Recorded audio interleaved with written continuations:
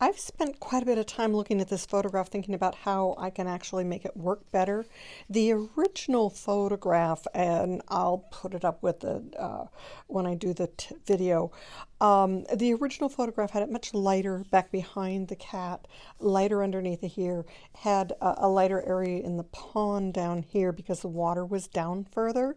And so I took my colored pencils and I altered this because when we did this initial sketch, I really liked how more dark back behind the cat helped bring it out. And then I was feeling like this light area underneath of the cat here was very distracting, and it was better to get more dark pond in underneath of there so that the cat had more dynamic appeal in here. And so now how are we going to approach this? I want to do a loose wash, a loose background, not too detailed, just enough to sort of say what it is. And so what I'm planning on doing here is I've mixed up 6 colors. A bluish green using Hooker's green and a little bit of ultramarine blue in it. A blue that's a mixture of ultramarine blue and phthalo blue and a little bit of burnt sienna to make it darker. A gray, brown, black, burnt sienna, a green, yellow green using New Gamboge and sap green, and then my Quin Rose. And so with those colors, I should be able to do a fairly loose background. And I'm hoping to do it in just one layer. We'll see. But I'm planning on doing sort of shifting from one color to another as I work my way around the cat and start filling in that background. I don't necessarily want all the details, but I want a little feeling that there is a pond here, that she's on something, that maybe there's a feeling of water here, and some of these green grasses. And after it's all done, I can put in a dragonfly for her to be chasing. So this is Peachy Cat, and let's go for it. I have clean water. I have a large brush because I want to wet a part of that area down so that I can work a little faster. So starting at the back of her head here, let's see, this is going to be a change point right there. I'm going to just dampen an area. I'm not going to dampen the whole thing, and I'm definitely not going to dampen her because we're painting around her. But I can take this all the way sort of back to about there on the tail and still be able to control all of that if I'm careful. And that's one reason to have the paint all mixed up to start with, so you can just dive in and start putting this on here. Now I haven't come exactly right to her because I want to be able to do that when I get the color on here. So let's start with this blue. And it might be that I'll find I have to mix up more color. Now that I can actually see this, I can see what's happening with it. And you know, I'm going to just take this down in here a little further. I can put that brown in on top of that later. There's going to be some grasses that happen in there.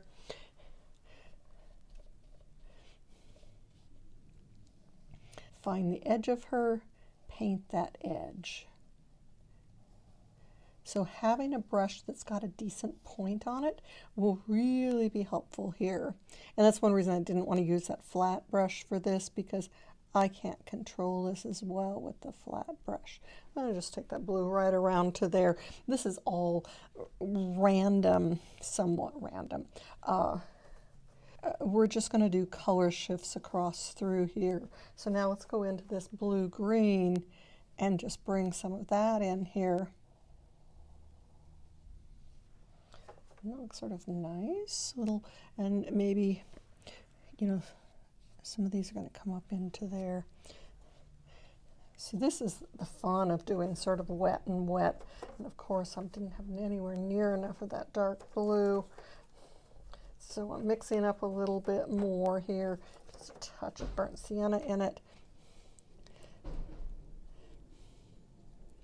And doing these wet and wet, so then I'm taking the paint and just sort of bringing it up to another place, and so that they mix but don't, well, I'm not spending a lot of time trying to mix it. And let's actually drop a little bit of reddish purple in here. Just let that be a little interest there. And bring this on down. Now, as I'm finding this tail, I need to actually say, okay, the tail's got some fuzziness to it. And what does the shape of that fuzziness look like?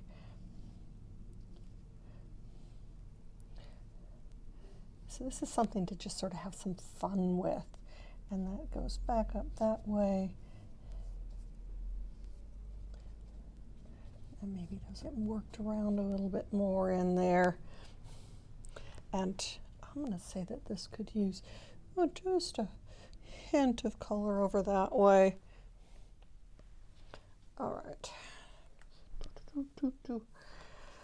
Now, underneath of her we have a brownish color. And I'm going to just let some of that blue merge down in there. I don't really care. But I will leave a little bit of a light area in some places to keep that from merging everywhere. But right in here, I sort of feel like a little merging might be good. Now she's got quite a little bit of shaggy fur right in underneath of her. She's got a foot. So we're just like we did in the little trial piece. We're painting around her, and then we're going to find this, bring that back.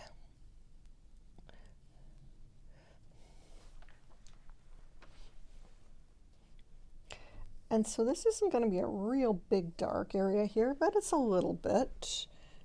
I can run right through.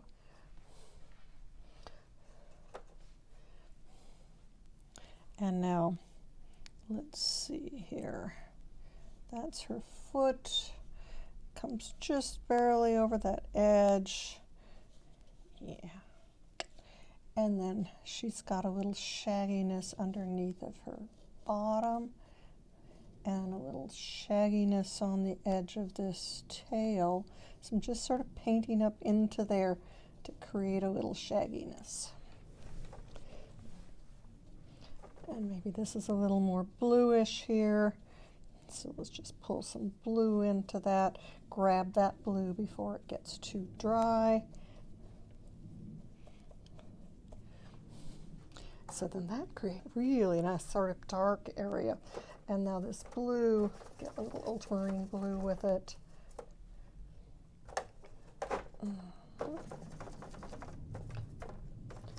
Let's try a little cobalt blue in there. I like that. Okay, I'm going to put this down just a little bit thinner, but still very slightly dry.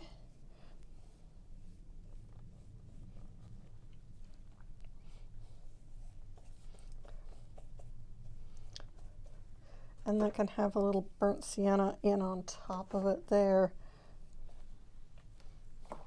Now, the light spot, this was the lightest area right in here.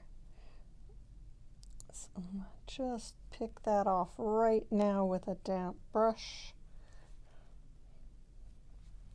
And maybe it's not going to get too dark down in there. Now we can get a little bit darker and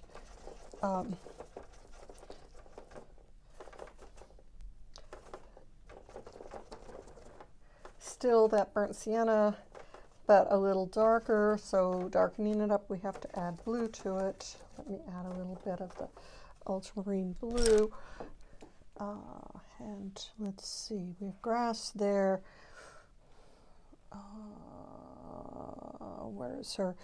Okay. What I need to figure out here, and she's got a little bit of a dark head. This is the shadow underneath of all of this.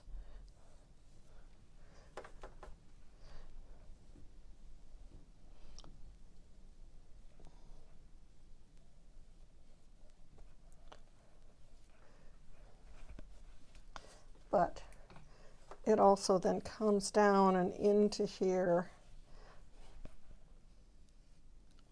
I hope I haven't screwed this up, guys. Get a little feeling of blue down in here. Just a little hint of blue. Keep that simple, keep that simple, keep that simple. And then some reflection of grass, some plants that grow in here.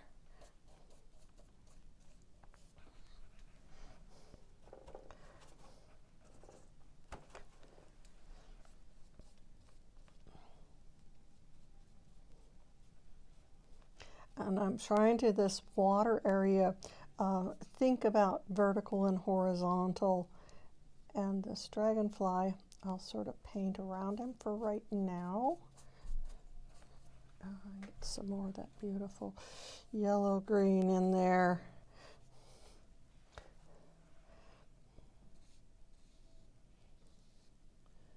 And I can paint that right up and over that.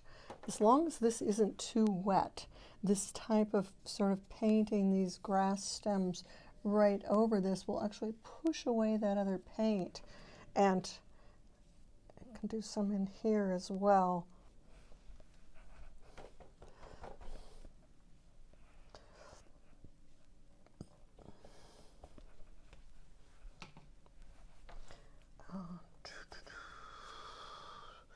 Back side of this, let's get some of that a little darker there.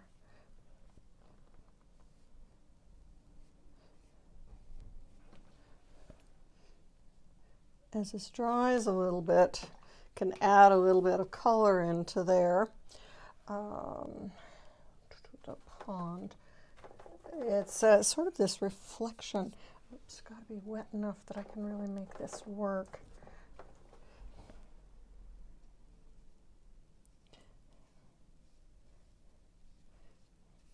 So just sort of this almost random colors in here to create a space.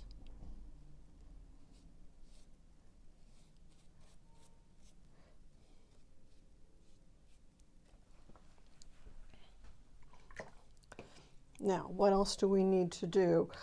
There's some places in underneath of her body that need to go darker. So let's just get that done now.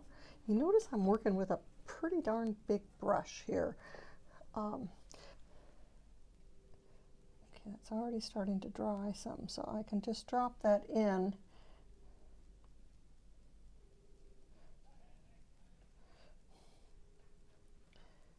And, okay. Now taking, just feed that down into this area right up to where that light space was. And then I don't want to touch her particularly because I want to paint her later. Although I could get a little bit of shadowing in underneath of here on her. Could be done. Yeah, and I'll just take that right over what was there. That'll be good. And a little bit on her foot.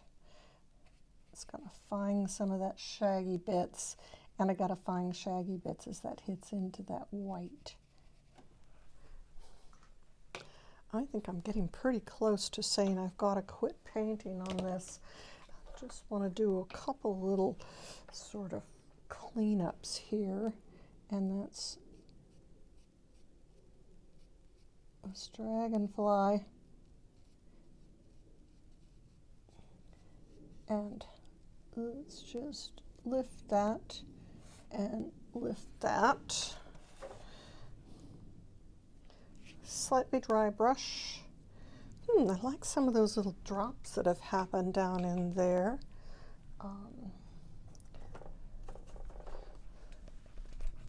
And just throw some things in here.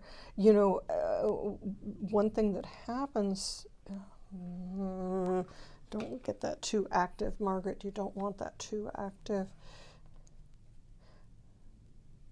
I think I'm about to the point where I need to just stop on this and say it's good enough. We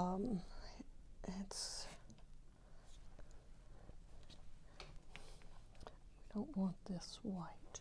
So if I don't want that white, what do I want it?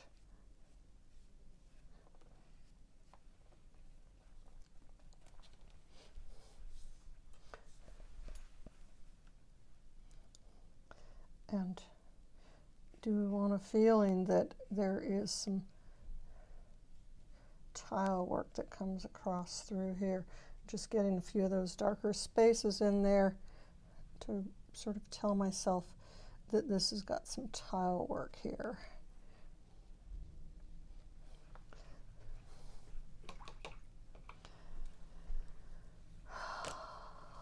And that's bothering me. So remember what we did in the cloud project?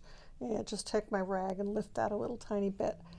Okay, yeah, that's sort of interesting that that feeds through there. That green that I put up there, notice how it sort of pushed its way into the blue and made those leaves fatter up there, which is fine with me. I mean, they can be fatter up there. There is a diagonal one, though, that would be sort of nice. It just adds a little different dimension to this to have, and that has a little bit of that. And now that this is drying more, it's going to come in a little firmer. So maybe we need to do another couple of firmer ones with this dryer.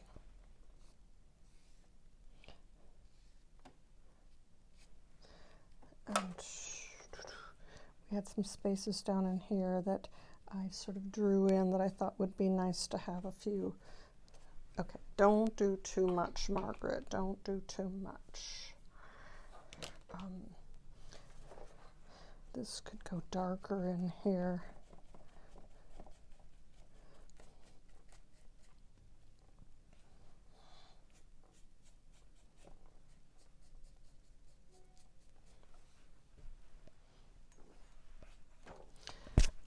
I need to stop.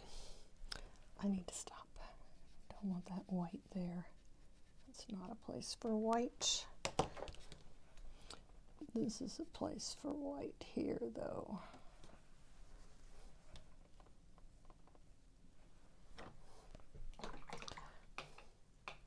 Okay, I might do a little bit more with that later, but I have a feeling that we should stop on this right about now. There, that's the bottom of that tile.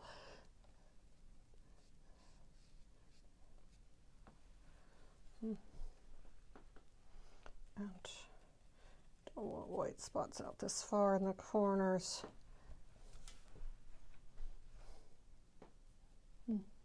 Yes, I need to leave it alone. I need to leave it alone.